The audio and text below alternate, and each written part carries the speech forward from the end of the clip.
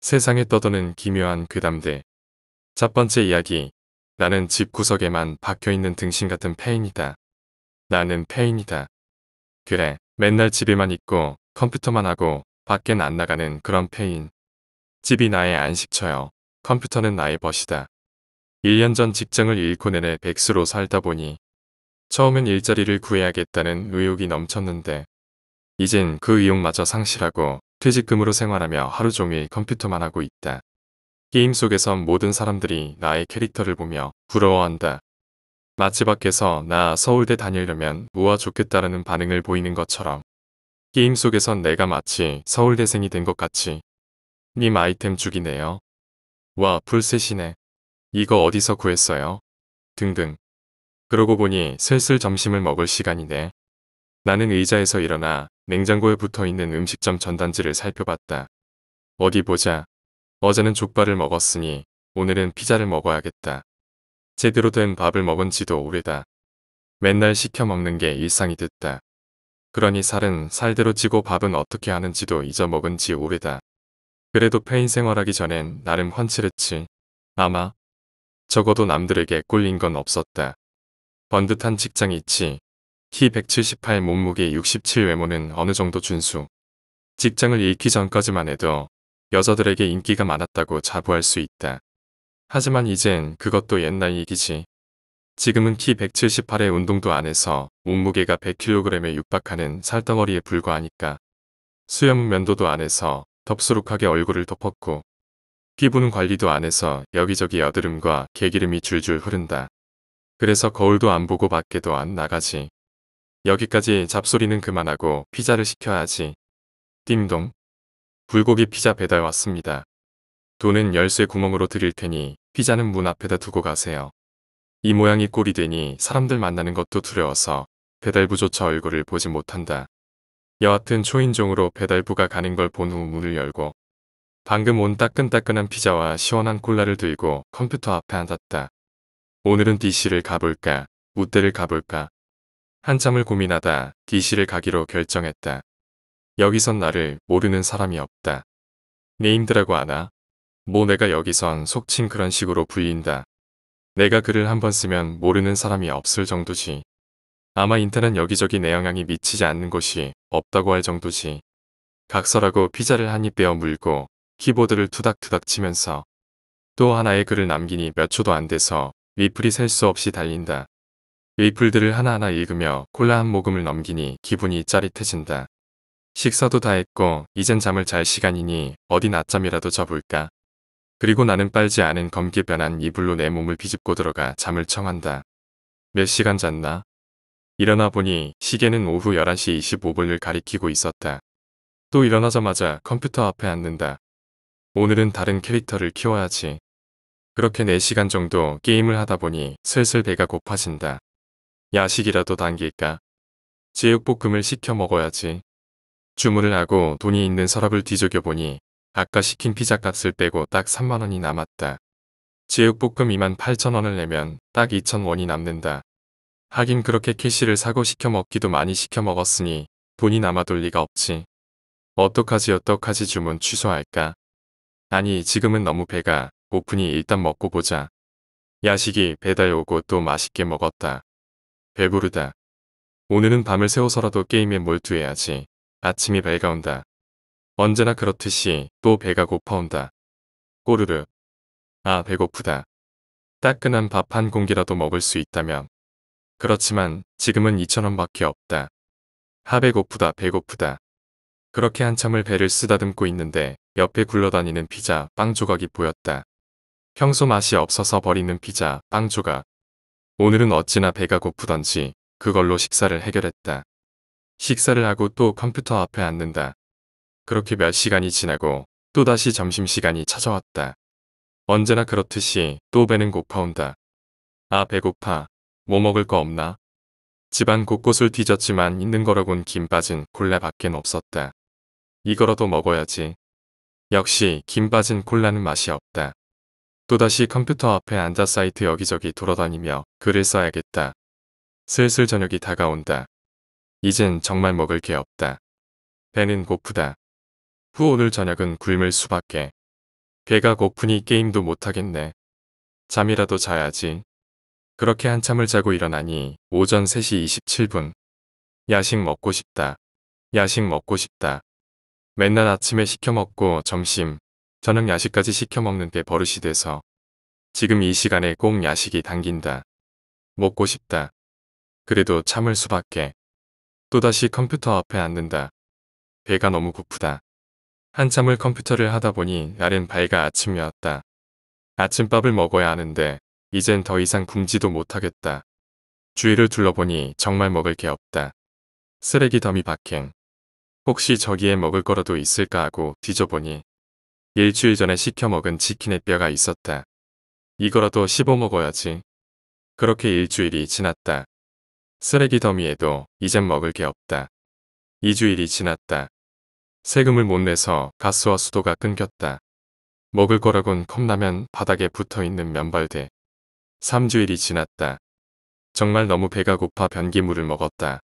물배라도 채워야지. 4주일이 지났다. 전기도 끊겨서 컴퓨터도 못하게 됐다. 나는 점점 말라간다. 아니 점점 죽어가고 있다. 그렇게 2달이 지났다. 오늘 새벽 6시 시임동 이응빌라에서 강 모 씨가 숨진 채 발견됐습니다. 사인은 아사로 밝혀졌으며 시신의 상태는 부패가 심한 상태로 인터넷상에선 내가 얼마나 유명했는데 얼마나 잘 나갔는데 내가 죽을 땐 곁에 아무도 없었다. 내 곁엔 그저 썩은 내나는 쓰레기만 있을 뿐. 아니 내 자신이 쓰레기였을지도. 두 번째 이야기. 저수지의 물귀신. 내가 초등학교 3학년, 그러니까 10살 때 일어난 일이야. 그때가 한창 쨍쨍하던 여름이었는데 외할머니 생신이셔서 외가 친척들이 다 모인 날이었어. 우리 외할머니 댁이 삼덕리야. 그때 난 어른들끼리 할머니 생신 때 웃고 떠들 동안 12살 먹은 친척형이랑 9살짜리 친척동생이랑 같이 놀았지. 근데 땡볕에서 열심히 놀다 보니까 너무 더워 죽겠고 심심하잖아.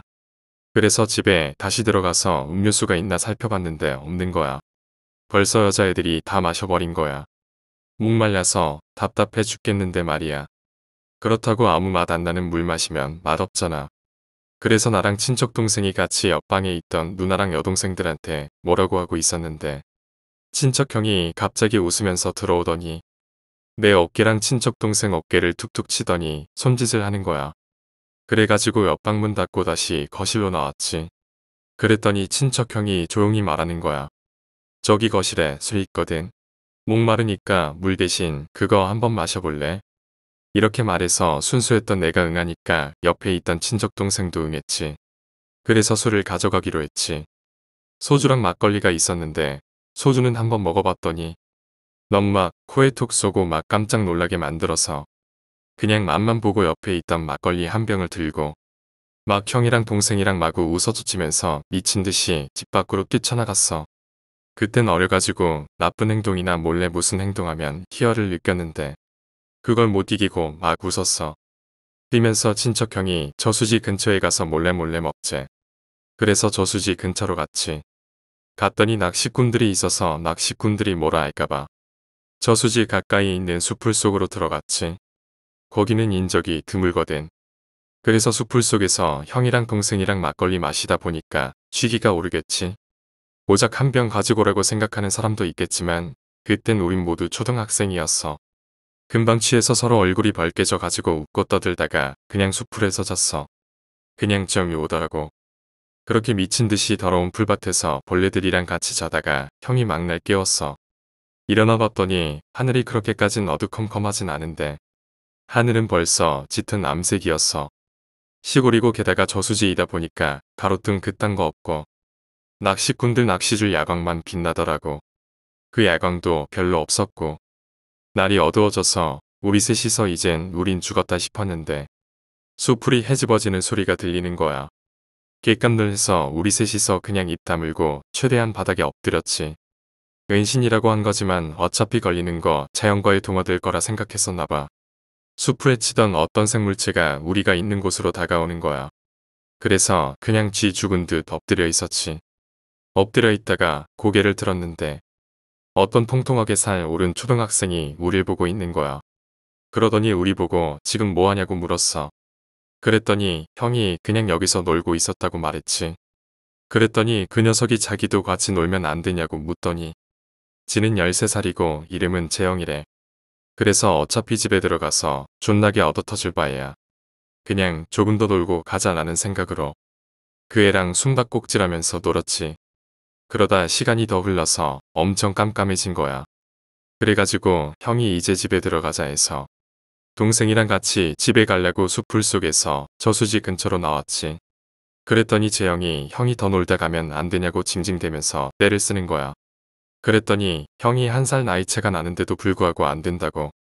벌써 날이 깜깜해져서 어른들이 우리들 다 걱정한다고 집에 가야 한다고 인상을 쓰면서 일침을 가했지.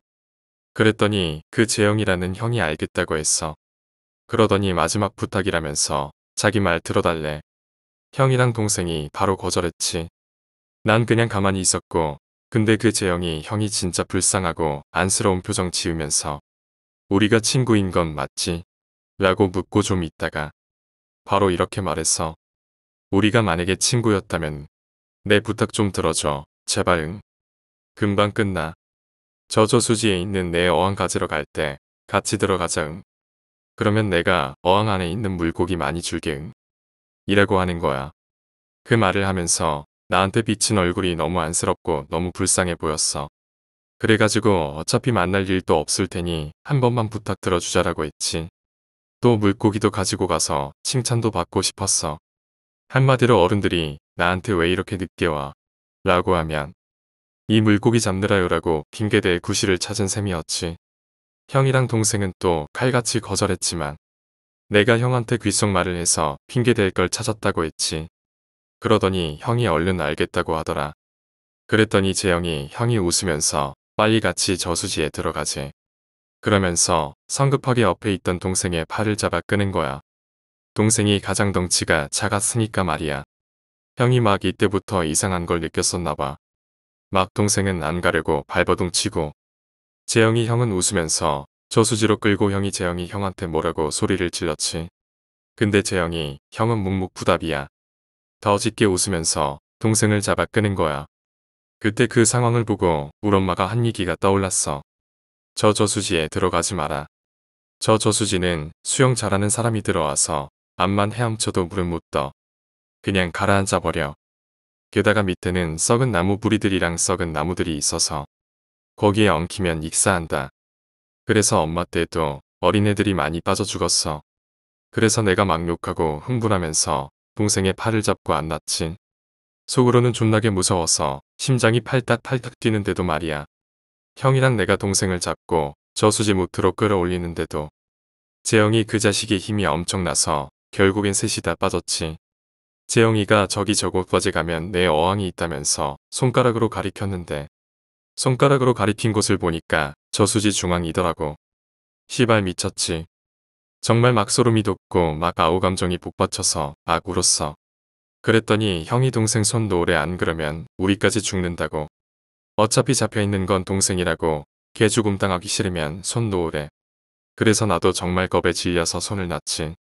동생은 미친 듯이 울면서 막 살려달라고 하고 재영이 그 시발 놈은 섬뜩하게 웃으면서 동생을 점점 끌고 가고 난 그 모습을 지켜보면서 도와달라고 엄청 미친 듯이 소리쳤어. 형은 저 멀리 떨어져 있는 낚시꾼한테 도와달라면서 막 달려가고 있었지. 근데 어두워져서인지 낚시꾼들이 별로 없는 거야. 그래도 형이 용케 낚시꾼 한 분을 데리고 왔지. 그동안 난 동생이 저수지 깊숙한 곳에서 허우적대는 꼴을 내 눈으로 보아야만 했어. 막 애절하게 살려달라면서 미친 듯이 허우적대더라. 난 그 모습을 보고 다리를 막 후들후들 떨었어. 재영이 그 시발 새끼는 물속에서 동생 발을 잡아당기고 있는지 보이지 않았어. 그래도 낚시꾼 할아버지가 오셔서 낚싯대를 최대한 길게 늘려서 동생한테 내밀어서 잡게 했지. 그랬더니 동생이 그걸 바로 꽉 잡았지. 물에 빠지면 지푸라기라도 잡는다라는 말이 있듯이 말이야. 어쨌든 동생이 낚싯대를 붙잡자마자 할아버지가 흥분한 얼굴로 낚싯대를 빠르게 끌어오면서 최대한 무태 가까이 오게 만들더니 바로 뛰어가서 동생을 안아서 데리고 왔지. 보니까 동생 한쪽 팔이랑 다리 모두에 썩은 나무뿌리 같은 거에 막 기다란 줄기 같은 걸로 뒤덮여 있었는데 할아버지가 끌고 나오니까 엄청나게 기다란 뿌리들이 동생 몸에 뒤엉켜서 나오더라. 엄청 길어서 깜짝 놀랬지. 동생은 막 입에 있던 물 뱉어내고 엄마 부르고 다시 꿀럭꿀럭 하면서 물 뱉고 엄마만 엄청 불렀어. 동생 구하고 나니까 그 낚시꾼 할아버지가 엄청나게 화내면서 그 저수지를 삿대질하면 뭐라고 말한 줄 알아? 우리 엄마가 해줬던 말을 그대로 하더라고. 그리고 최근에도 젊은이들이 술 먹고 저수지에서 헤엄치다가 빠져서 동반 익사했고 그러면서 왜 저수지 안에 들어가려고 했냐고 묻더라고. 그래서 형이 재영이라는 애가라고 말하는 그 소리에 난 겁먹어서 형등 뒤에 으아 하며 꽉 붙었지. 형도 깜짝 놀라서 우아 했지. 어쨌거나 그 재영이란 시발은 여기서 빠져 죽은 귀신인 것 같다면서 절대로 다시는 들어가지 말래. 우리 보고 따라오라면서 저수지 입구에 데려다 줬지. 입구에 있는 표지판을 보니까 저수지에 들어가지 마시오라는 말과 함께 여기서 그냥 익사사고 일어남이 아니라 익사사고가 많이 발생한 지역입니다. 절대 들어가지 마세요라고 쓰여 있는 거야. 다시 소름 쫙 돋았어. 동생 상태 보려고 가까이 가봤는데 맥이 빠져서 잠을 자더라고. 그래서 할아버지가 우리 집에 데려다주는 길이었는데 큰 삼촌이랑 마주친 거야. 그래서 형이랑 난 뺨따기 처먹고 들었지. 동생 하나 죽일 뻔했다면서 막 욕 엄청 먹었어. 집에 와서 아빠한테 마당 쓸던 빗자루로 웅덩이가 피멍나게 쳐맞았어. 지금 생각해도 짜증나. 친척들끼리 다 모여서 형이랑 나한테 왜 들어가려 했냐고 물었지. 동생은 벌써 인근병원으로 데려갔지. 원래 있던 사실대로 다 말씀을 드렸는데 엄마랑 이모 그리고 삼촌의 표정이 그다지 좋지가 않은 거야. 할머니가 우리 보고 옆방에 들어가 있으라 말해서 형이랑 난 옆방에서 누나들이랑 여동생들한테 갇혀 있었지.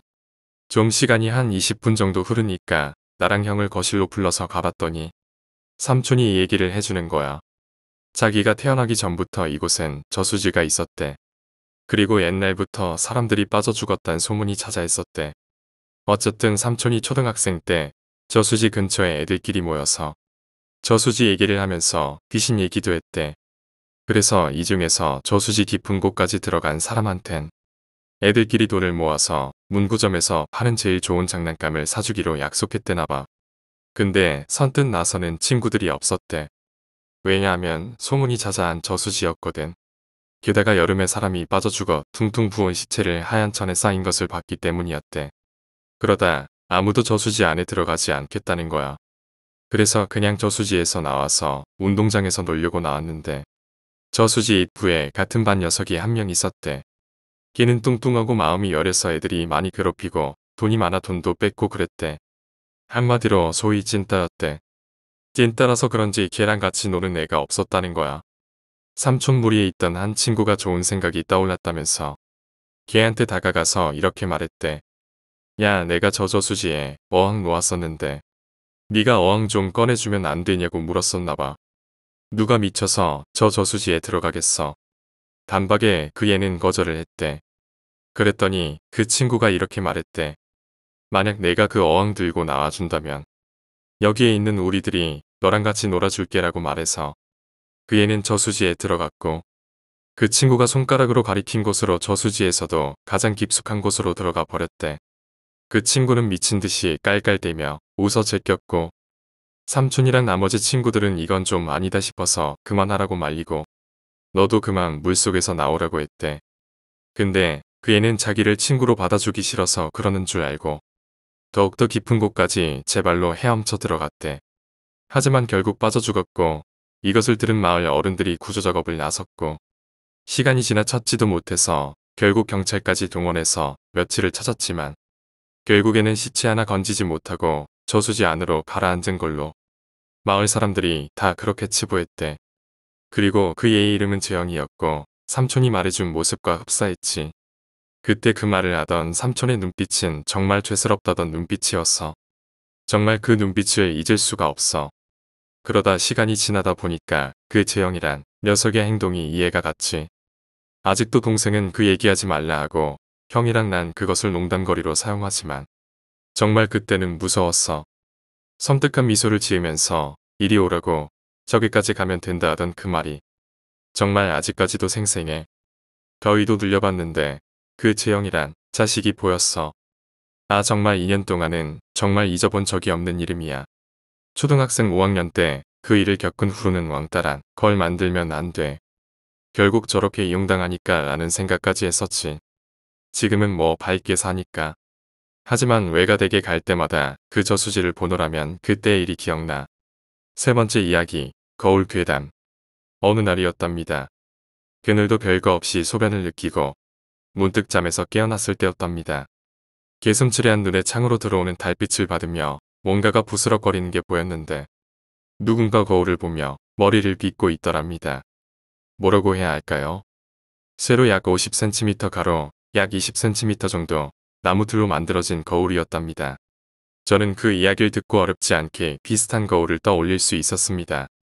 그렇게 상체는 일으키지 않고 자기도 모르게 그 모습을 지켜보고 있었는데 본능적으로는 말을 걸면 안 되겠다는 약간의 두려움을 느끼고 있었다네요.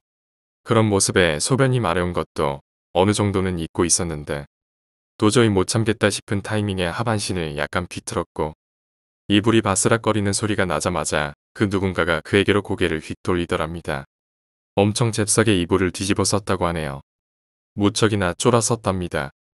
이불에 파묻히듯 뒤집어 쓰고 그 안에서 벌벌거리기를 몇 분 정도. 그 사람과 눈이 마주친 것 같기도 하는 생각에 걸리면 큰일 난다라는 본능이 심장이 터져나갈 정도로 돌이 깨지렸다는 표현을 썼답니다. 도저히 다시 잠이 올 수 있는 상황이 아니었고 눈이 커다랗게 떠져서는 아무것도 보이지 않는 이불 속 안을 이리저리 눈알을 굴리고 있었답니다. 그러나 억누를 수 없는 이불 밖 상황에 대한 호기심, 두려우면서도 이불 바깥쪽에 대한 호기심이 꼬마의 재량껏 낼 수 있는 어색한 몸부림을 일게 해 이불을 머리에서 걷어냈답니다. 말 그대로 없더랍니다. 그러다가 눈이 문 쪽으로 가는데 내가 왜 일어났지? 하는 생각이 들자 소변 때문에 일어났다는 것을 알고 주위를 두리번거렸다네요. 바로 요강을 찾기 위해서였다죠. 밤에는 화장실 가기 귀찮아할 손자를 생각해 가져다 놓으셨다는 겁니다. 평소에는 왜 그걸 사용하는지 정말 알 수 없었다는데 그날만은 정말 감사히 사용했다고 하네요. 그러다가 바깥에서 들려오는 개가 짖는 소리에 번뜩 정신이 드는 것이 머리를 빗던 사람이 없다는 것을 다시 한번 상기할 수 있었답니다. 그때쯤 되니 두려움보다는 호기심이 발동해 방문을 살짝 열고 빼꼼히 내다보았는데 문을 활짝 열 수 없었던지라 시각에 어느 정도 제한이 있었답니다. 제일 먼저 눈에 들어온 것이 어두운 마루와 저만치 보이는 계집. 그 계집 앞에 말뚝을 박아놓고 흔히들 말하는 누렁이를 묶어 놓았는데 그 녀석이 묶인 줄이 끊어져라 이리저리 방방 뛰면서 짖더랍니다. 콩콩. 달밤이라 마당이 환하게 보여서 누렁이가 뭘 보고 있다는 느낌을 강하게 받을 수 있었다네요. 하늘을 향해 달을 보고 짖는 게 아닌 것은 분명했고 정말 목청이 시어라 지저대는데 컹컹거리는 방향을 보니 분명 저 앞에 무엇인가를 향한 것이 확실했답니다. 뭐지? 계속 보고 싶은 호기심. 그때였답니다. 깨갱. 줄이 끊어져라 튀어나가려던 누렁이가 계집 안으로 후다닥 튀어들어가더니 끄응거리는 소리를 내며 으르렁거리더랍니다. 그리고 그는 확실히 봤답니다. 기다란 막대기 같은 그림자를. 아니 얇고 긴 그림자라고 생각해서 막대기인가라고 생각했지만 그림자는 뱀처럼 휘는 모습을 하며 계집 위로 쓱 올라가더랍니다. 그때서야 그는 두려움을 느끼고 문을 닫고 바로 이불 안으로 튀어들어가 어떻게 해서든 잠을 자려고 노력했다네요. 일단은 그렇게 그날은 그렇게 지나갔다고 합니다. 그리고 일어난 아침에 할머니께 여쭈었답니다. 할머니 어젯밤에 말이에요 하고. 하지만 할머니는 그저 그렇다는 반응이셨다네요. 손자가 그냥 헛것을 본 것이려니 하는 표정이었다나. 그리고 또 밤은 찾아왔답니다. 그러나 무서운 생각과는 다르게 그날 밤엔 아무 일도 없었고 다가오는 여러 밤들도 아무런 의식 없이 잠이 들 수 있었다네요. 하지만 완전히 잊어갈 무렵 어느 날 밤 댕댕댕 시골 어디나 괴종시계가 있었나 봅니다. 저희 집 시골에도 그런 것이 있었으니 마루에서 울리는 새벽 3시를 알리는 소리에 그는 그냥 눈이 떠졌답니다. 소변이 마려운 것도 아니었고 그냥 눈이 떠지는 것. 그리고 옆을 쳐다보니 그날과 똑같은 상황이 연출되고 있었다고 하네요. 거울을 보며 머리를 빗는 그날 밤의 사람. 그는 뜬 눈을 질끈 감았다가 살짝 뜨며 그 상황을 지켜보았답니다. 누구지? 계속 생각해 보았지만 어두울 뿐더러 낯이 익은 얼굴이 아니라 계속해서 기억을 더듬는 수밖에 없었다네요. 그저 긴 머리를 계속해서 내려빗는 모습에 여자일 것이다라는 생각만 들었답니다. 그런데 문득 이상한 생각이 들었는데 거울이 내 방에 있었나 하는 생각이 들더랍니다. 하지만 때마침 거울을 바닥에 내려놓고 일어나려는 모습에 생각은 길게 가지 않았다네요. 눈만 질끈 감고 자고 있는 척을 했답니다. 뒤이어 문이 열리는 소리가 들리고 댕댕댕댕 내실을 알리는 괴종소리가 나자마자 누렁이에 짖는 소리가 들려오더랍니다. 그는 살짝 눈을 뜨고 그 자세에서 볼 수 있는 모든 곳에 시선을 뿌렸답니다. 그리고 계속 이어지는 누렁이의 짖음. 자리에서 일어나 엎드린 채로 엉금엉금 기어 문가에 다가가 살짝 열고선 마당 쪽을 바라보았답니다. 그날과 별로 다르지 않은 상황에 다른 게 있다면 무을광이라 마당이 굉장히 어두웠다고 하네요. 그리고 또다시 반복되는 누렁의 낑낑거림을 들었지만 그날과 같은 그림자 같은 건 확인할 수 없었답니다. 하지만 그때 그 어둠 속에서 뭔가 꾸물거리는 것이 보이는 듯 아니 느끼는 것에 가까울 정도의 뭔가가 마루를 향해 쓱 올라오더랍니다. 기겁을 하고 몸을 굴리듯 이불 속으로 기어들어가 빼꼼히 문 쪽을 바라보았다고 하네요. 어둠에 눈이 많이 적응이 되어서일까요? 방 안의 모든 사물들이 식별이 되었는데 바닥에 있어야 할 거울이 안 보이더라는 겁니다. 아까는 있었던가? 라는 생각이 들었는데 갑자기 문이 끼익 하고 열리는 것이라나요? 숨을 죽이고 침이 꼴깍 넘어가는데 다행히도 문이 그냥 열리기만 했을 뿐 아무런 변화도 없었다고 합니다. 안 닫고 와서 열린 건가 하는 생각이 들었지만 도저히 다시 닫으러갈 용기는 안 나서 이러지도 저러지도 못하다 잠이 들었다고 합니다. 어느새 눈을 떠보니 아침. 퀭한 시선으로 저만치 닫힌 문이 보이는데 마땅히 있어야 할 거울이 보이지 않더랍니다. 밤에도 분명히 없었지. 그리고 며칠 후 그날 밤의 기억은 처음과 같이 쉽게 잊히지 않았다네요. 그러나 시간이 지나가면 그 무엇도 잃어버리는 것인가 봅니다. 방학도 슬슬 끝나가는지라 집으로 돌아갈 때가 다가오고 있었답니다. 어쨌든 밤은 찾아오고 잊었다고 생각할 무렵의 그날이었다네요. 무슨 꿈을 꾼 것 같기는 한데 당시에도 잘 생각이 나지 않았고 그냥 새벽에 눈이 떠지더라는 겁니다. 댕댕댕 정확히 3번 3시에 눈을 뜨고 그냥 멍하니 있었는데 번뜩 그날들의 기억이 떠올라 고개를 휙 돌렸답니다. 탁! 그제야 막 누군가 나가며 문이 닫히는 모습을 볼 수 있었고 그 누군가는 아마 그 여자일 것이다라는 생각을 했었답니다. 거울. 문 쪽으로 있던 시선이 자연히 바닥으로 향하게 되었는데 여자가 항상 바라보던 거울이 있었다는 겁니다. 그는 주위를 힐끔 거리다 엉금엉금 기어서 그 거울로 다가갔다고 하네요. 하지만 바로 거울을 본 것이 아니라 문가 쪽으로 다가가 살짝 문을 열고 바깥을 빼꼼히 살피는 게 우선이었답니다. 보름에 가까운 달이었다네요. 엄청 밝았을 것이라 생각됩니다. 그렇게 빼꼼히 밖을 바라보는데 어쩐지 누렁이도 조용하고 별 다른 동요를 느낄 수가 없는 것이 분명 그 여자가 바깥에 나가면 그래야 하는데 하는 생각이 드는 중이었답니다. 그러다 자기도 모르게 나지막이 목소리가 나고 오감이 든 뒤에 뭔가를 느끼는 중이었다고 하네요. 뒤에 조심스레 열었던 문을 닫고 거기서 돌아서려는 차에 본능적으로 그러면 안 된다고 경고가 오더랍니다. 그래서 그 자세 그대로 손바닥과 무릎으로 뒤로 기어 이불 안으로 들어가려고 했다네요. 그리고 거의 다 들어왔을 무렵 눈앞에 놓인 거울. 그대로 이불 안으로 들어가 자야겠다는 본능보다는 그 거울에 대한 호기심이 계속 요동쳐서 확인해보지 않고는 절대로 잘 수 있을 것 같지가 않았다네요. 죽기야 하겠어. 그는 다시 앞으로 기어 그 거울 앞으로 다가가 바닥에 놓인 그대로 거울을 바라보았답니다. 그냥 평범한 거울.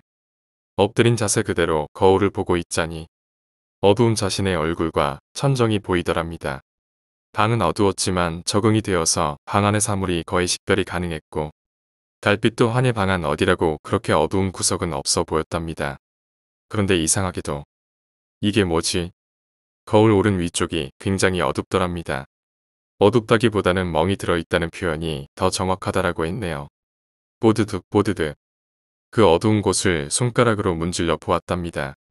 하지만 그 어둠은 손가락에 닿는 그런 어두움이 아니었다네요. 확실히 거울의 그 부분만 무엇도 비추어지지 않는 이상한 부분이었다고 합니다. 천정이 어두운 건가? 고개를 돌려 천장을 쳐다보았지만 천정은 달빛이 반사되어 밝은 편이었고 식별도 충분히 가능할 정도였다네요. 그때였답니다. 거울 속 어두운 그 부분이 왠지 꿈틀거리고 있다고 느껴지더랍니다. 다시 한번 손가락을 가져다 대려다 왠지 직감이 아니다는 생각이 들었답니다. 그리고 동시에 느껴지는 등 뒤의 서늘함. 거울 속의 어둠은 거의 확실한 형태를 취해가고 있었다고 하네요. 꿈틀거리며 움직이는 그 검은 덩어리는 분명 그 여자다. 마침내 꿈틀거림은 형태를 거의 이룰 듯하고 그는 미친 듯이 놀라며 이불 안으로 튀어들어갔답니다. 이불 안에서 웅크리고 한참 동안을 벌벌 떨면서 잠을 잔다는 건 말도 안 되는 상황이었다죠. 그런 그의 말을 그대로 빌리자면 미칠 듯 한 호기심이 문제였지. 그 와중에도 이불 밖이 얼마나 궁금하던지 평소에도 웃는 얼굴 외에는 다른 표정이 없어 보일 정도로 밝은 모습에 호기심은 그의 천성이라는 생각이 들었답니다. 역시나 그의 말대로 그는 이불 밖을 관찰하기 위해 굉장히 조심스레 시선이 트일 공간을 만들어 낼 수밖에 없었다는 표현을 썼습니다. 조심스레 공간을 만들고 이불 밖으로 시선을 옮겼는데 그곳에 당연히 있어야 할 거울이 없었다는 겁니다. 없어졌다. 더 자세히 찾아보고 싶은 호기심이 요동을 치더랍니다. 하지만 더 엄한 꼴 당하긴 싫었는지 호기심을 억누를 수밖에 없었다네요. 그렇게 포기를 하고 이불을 다시 뒤집어 쓰고 자려고 했던 모양입니다. 옆으로 구성하게 누워있던 자세가 불편해 몸을 돌려누우며 천장을 향해 시선을 던졌을 때라네요. 그는 그냥 그대로 비명도 못 지르고 정신을 잃었다고 합니다. 자세히는 못 봤어도 거울이 머리 위에 떠 있는 것이 보이는 순간 그 거울에서 목이 길게 늘어지는 그것이 자신의 눈앞에까지 오는 중이었다고 하네요.